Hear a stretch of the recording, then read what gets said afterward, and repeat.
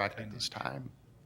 So again, before we just jump to increasing the price by 400,000, maybe we should take a look at, if there's no problems with the system, maybe it shouldn't be 6 either, but maybe like 8 or 10 or 10. whatever. But I don't think just to make it uniform, we should spend the extra money. If there's no engineering or safety reason to, why it has to be done that way. I guess I would add one other thing.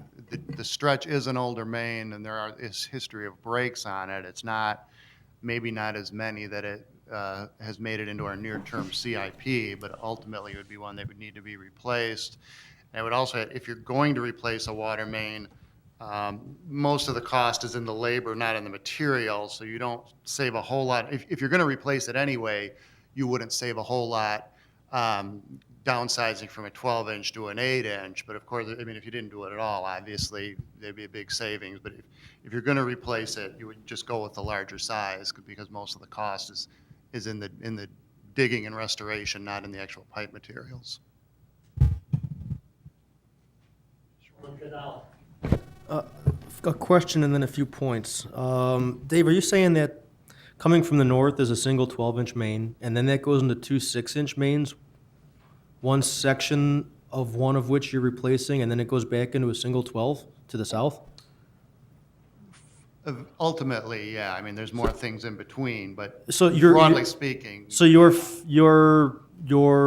I don't even want to say it's your proposed fix, but your proposal in front of us here will eliminate one of two 6-inch mains by converting two 6-inch mains, which I think you said are on opposite sides of the street, into a single right, well, 12-inch. it'll get rid of two 6-inch mains, and one main will be replaced. Another main we'll just get rid of entirely because we'll continue those services over to the other side of the road because we have two parallel mains now. And by doing some reworking of the system, we can just have one main instead of two. So you'll have all these taps or these stubs feeding houses or properties, cutting underneath Addison Yeah, Road, we'll and have to- we'll have that's to- not a problem on a major truck route like that? Well, they'll have to auger under the road, so it'll, that's why it costs 600,000. Yeah, no, I don't- It's an expensive proposition, but. I don't mean a problem in terms of physically installing. I mean a problem in terms of the reliability of those stubs over a period of years. No problem with that, right? I mean. No, I okay. will really replace everything. I Okay. mean, All right, and then I just kind of, the other thing I want to bring up here is, we're being asked to spend an extra 400,000, and and I think it may be a worthy project, but we got to remember we just spent over $100,000 to study a drainage issue, which is ultimately, hopefully, going to lead to the reconstruction of 4 fairly long streets in town, 2 of which, as Brad mentioned, are on the CIP for water main replacements anyway, and that synergy you spoke of, I think, is huge. But remember, we spent this 100,000, and the replacement or the reconstruction of Harvey, Forest View, Edgebrook, and Oakwood is still an unfunded project. So I'm a little concerned about taking $400,000 out of CIP for this when I think we've already made another investment in another place. At least I hope we have. But that's not to say that your concern and desire to bring this to us is not warranted, because I think from an engineering point of view, it makes a lot of sense. Thank you, Mr. Mr. Chair. Wilson. Just a quick point. The synergies we'd have to hash those out, but this $400,000 would come out of the water and sewer portion of the CIP, which is a different pot of money, if you will, from the road project that would fund the 4 streets, the Edgebrook, Oakwood, Harvey. So, well, I do agree. They're different pots of money. So one wouldn't necessarily preclude you from doing the other in the long term. So. Is there a police? Brad, something I just thought of, these 3 sections, are they all at 40-year life expectancy, or is one of them maybe only been in there for 15 years, which I wouldn't know? I'm not 100% certain. I can look that up. I believe the newest of those mains dates from the 1970s. They are different ages. So the newest one is almost 40 years Yeah, so old? the newest one would be 30-plus years. I'll double-check that, but I believe that's what I read in the last report I looked at. And if we were to go forward here, are you telling me that the job has already been bid and RJN already has the front seat, or would this go out to bid? Oh, no, the construction would go out to bid. Services. RJN would be hired to do the engineering of it, and they would draw up the design plans. Mayor Johnson. Alderman Cadella just raised another question in my mind. Now, looking at it from the perspective of the homeowner, if you abandon one of the 6-inch lines and their service line fails at a future date, what would be their cost now to run a new service line and auger it under the street? From a homeowner perspective. Well, if there's any services that, well, we typically, I was going to say, if there's any services on the near side and have to be brought over to the far side, we'll do that. But really, typically when we replace a water main, we give everyone a new service from the main to the B box. So anyone who's going onto that main, anyone who's getting off of the old main and onto the new one, we'll give them a whole new service from the main to the B box, regardless of how far we have to go. So What I'm they'll- getting so at, they'll- though, at a future date, it's going to fail somewhere along the line. It's the private homeowner's responsibility. I assume for him to auger under the roadway, being a major road, Addison Road, that's going to be a major expense to that homeowner. Yeah, if you're saying that. And the alderman will hear about it with a phone call. That the new services we put in, if those failed, At some point, that will happen. yeah, that would be their responsibility. I don't know how many, or if any of those that there are. Which may be the philosophy of why there's 2 6s, one on each side in the first place. They may have been trying to shorten that up. Probably they couldn't get, probably permitting issues with the county is my guess, but there could be some more water services. So can you audited. give me a You're correct on ballpark, that. a homeowner's expense, should his service line fail, what he's looking at? To go under Addison Road? I would probably ballpark in the $20,000 range. So you may want to think about that.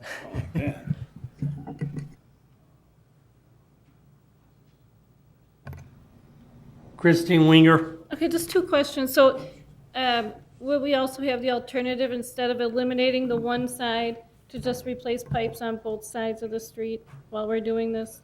I mean, would that make sense or no? Sure, oh yeah, there's actually 2 alternatives. One alternative was we just stick with the original program and replace the main between Carter and Forest Reserve, has the breaks. The other alternative is we do that one plus the section north, which I know is an older one, and that would be, an extra $200,000, and then the third option would be the full works that we presented here. Yes, we could do any one of those. So, secondly, is there a strong advantage one over the other? Like, if we did the main on each side, there'd be 400,000 instead of 200 and instead of 600, right?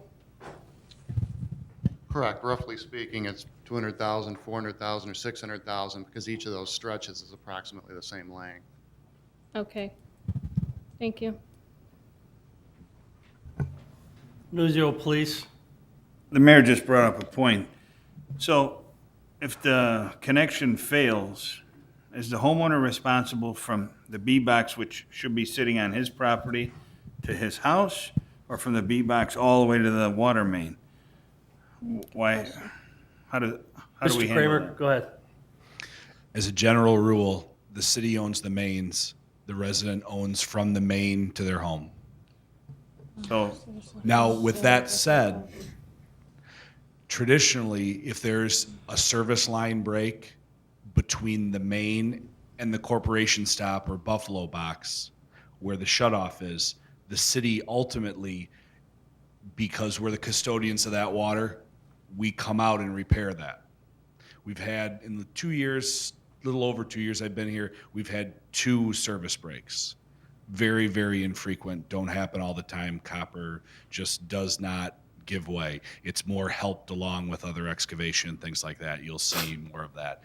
So to answer your question, the resident on sanitary storm and water, all issues, they own the what's referred to as the lateral line coming from the main to their home, complete.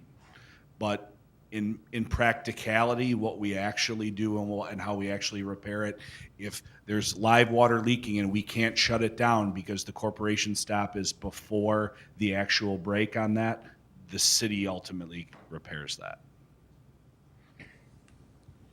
So sorry to give you a convoluted answer to a little bit of a interesting problem, but I can't stress enough that service lines really, in speaking in general terms, we don't have issue with those. Okay. Any other comments? Oh, Mr. Catala. Would it be okay if I asked John Kramer to speak to the idea of future maintenance? I mean, I think makes sense, at least common sense to me anyway, but I don't maintain these lines and I'm not an engineer. Going to a single 12 is, in theory, going to be less work, less maintenance, less monies spent through the city's budget over the years, you think?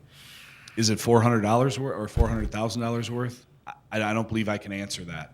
That's for for the city council to decide. I can say that we are possibly, when those two were put in, was it to loop certain systems and they connected the two 12s with the 6? Perhaps that was the reason why it was originally done.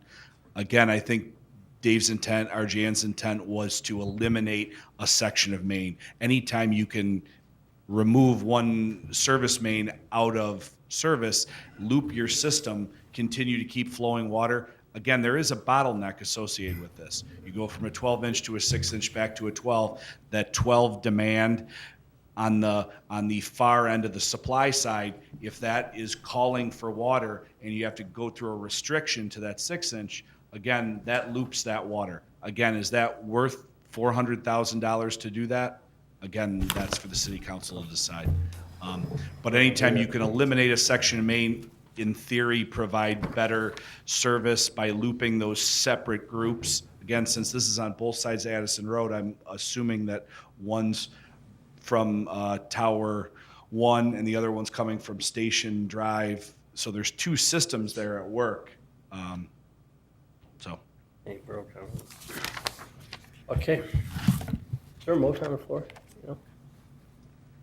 Okay. Well, I will tell you, after the conversation that was just discussed tonight at this, I'm not sold on it. I really ain't sold at spending another $400,000. So my question to you, Dave, is this year, if we go ahead, the top one this year's capital project improvement plan includes $20,000 an engineer and $200,000 for construction and replacement of water main and Addison Road between Carter and, or that's in the CIP right now, correct? Correct, yes. So my recommendation is go forward with that project, since there isn't no problem up there right now. Meanwhile, do some research on that and come back with how that other line is and all that other stuff. But 400,000, I'm not sold on it, so. New Zero Police, Before we pass this, can't we just find out how old these water mains are before we pass anything? I mean, We can get that if we wait 2 weeks, it ain't gonna make a difference here. Yeah, we can get that information for you. they want to put this off for 2 weeks? I'd like to hear what, Yeah. Dave thinks the newest one is 40 years. As far as we know, the two 12-inchers might be 50 years old already, which is. All right, Right? We don't know. all right. I would think that we should have all this info in front of us now, but obviously we don't. All right, well then I will put it the other way, and then we table this for 2 weeks and get the info that we asked for.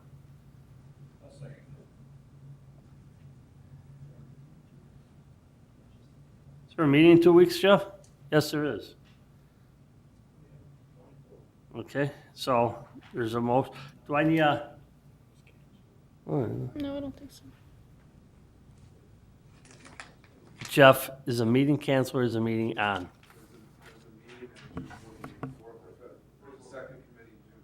So there is a committee meeting. May 4th? Okay. All right, so we've tabled it for 2 weeks to get some more information. There's a motion to table overroads. I don't need a motion, do I? I mean, well, all right. All in favor of tabling for 2 weeks? Aye. Aye. Oppose? One oppose. Okay. I lost her.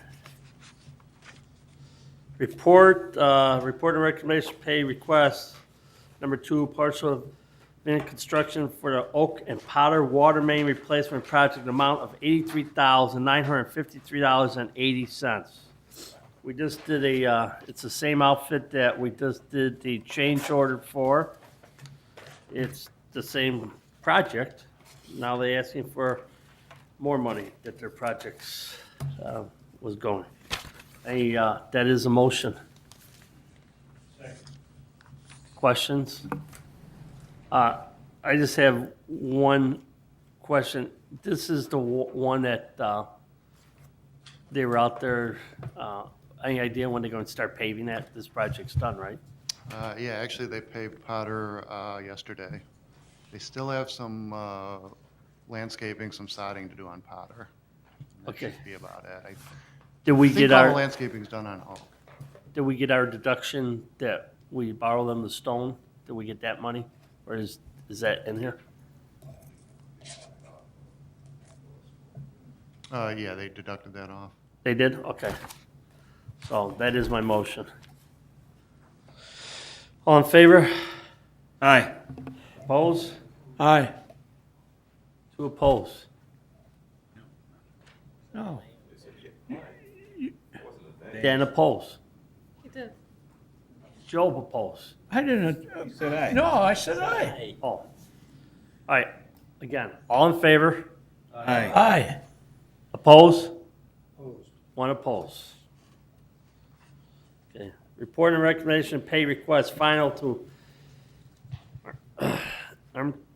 Construction LLC, an amount of $16,213.30 for North Wastewater Treatment Plant Flow Pump Station project. Is this all completed? Is the punch list done? All damages collected? Everything done?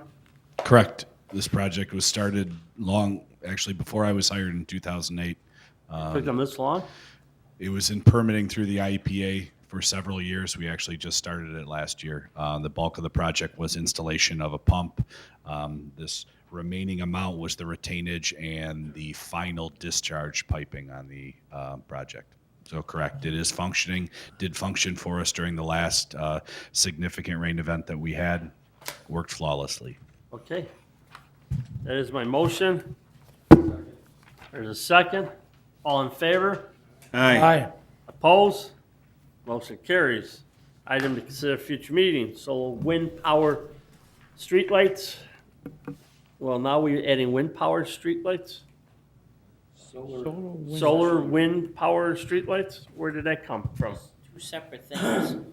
Solar, light. Yeah, solar. Where did the wind power streetlights come in? That's not, those are two separate. Actually, they're not two separate. They are one unit. They're both wind and solar driven. Where did that come in, that conversation? We were looking at energy efficient streetlights and green alternative for streetlights. Areas with no power, how do we get them street lighting? So that's what we're looking at. So staff's bringing this to us? Yep, it's pretty much done. You'll have it the next committee meeting. Okay. Any other items? Alderman Cadell? 3, 2 I've asked for before, whatever staff can come up with regarding that drainage and elevation study for Harvey, Forest View, Edgebrook, Oakwood, and how that's gonna, officially impact the road design when we get to that point.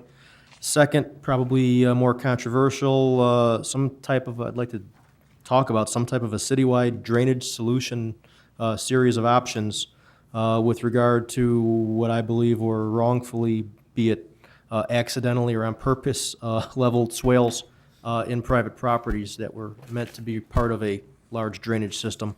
We have that all over town where that's failing now. And third, one I haven't asked for before, but I'd love to hear staff share information regarding the latest status of Emerald Ash Borer in Wooddale. What residents should be looking for, and remind everybody what the city's arboreal plan is for dealing with this. I can update you on the EAB portion now. The last known case of EAB in the close proximity was off of Mill Road in what would be Songbird Slough. Is that Itasca? We were notified by the Illinois Department of Agriculture back about that.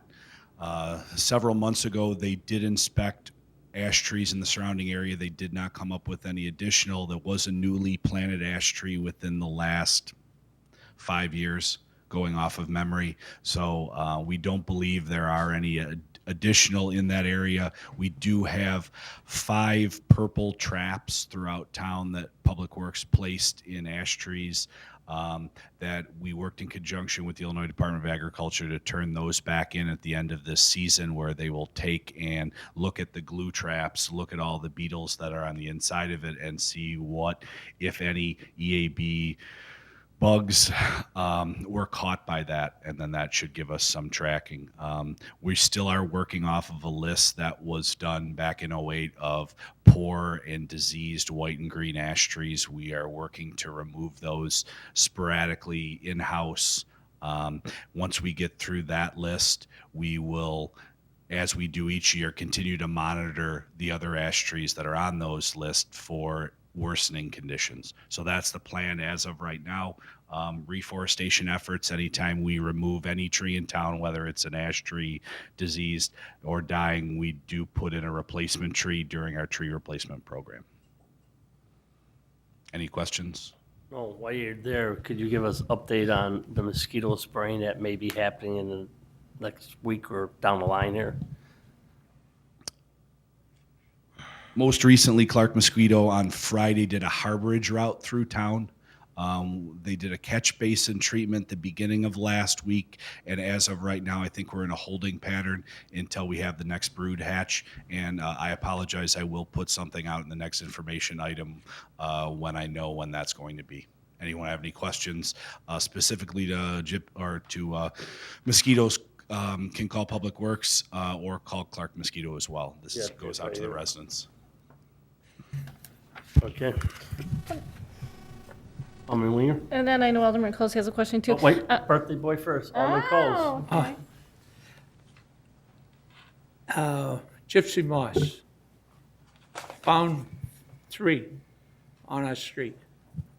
So, but they didn't look like they were alive, but they were about this long. All right, I just want to let you know there is some around. We are monitoring that. We've had a couple concerns. South Central Avenue has had some issue this year. We are taking all the calls seriously. We have gone out and investigated areas.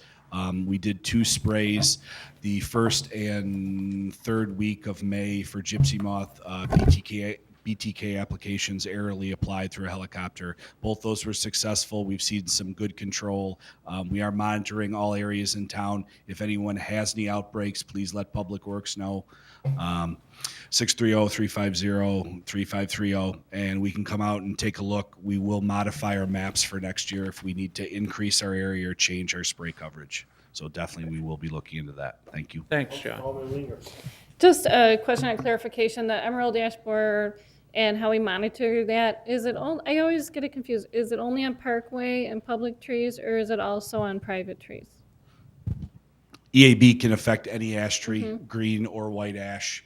So it could be city-owned trees, private trees. We only monitor city-owned trees. So Parkway trees, any areas around any ash trees in City Hall or any city-owned lots. Those are the ones that we monitor. At this time, we're not going out and monitoring any privately owned trees. And then Philip, what would happen if a neighbor thought, their neighbor had a problem, on their property? How would we handle that? EAB is a very difficult bug to diagnose.